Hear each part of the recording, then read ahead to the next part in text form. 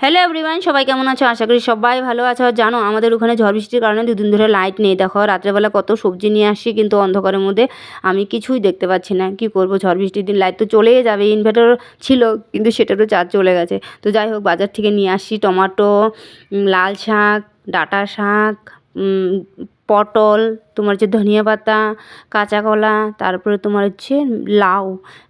লাল শাকগুলো আমি রাত্রেবেলায় কেটে বেছে রেখে দিয়েছি, সকালবেলা উঠে ধুয়ে রান্না বসিয়ে দেবো।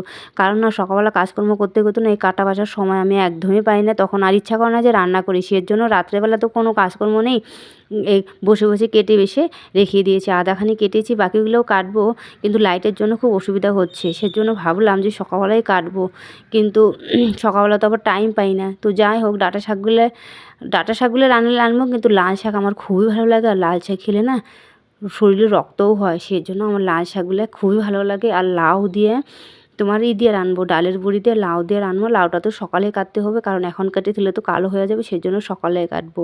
সবাই ভালো থেকো।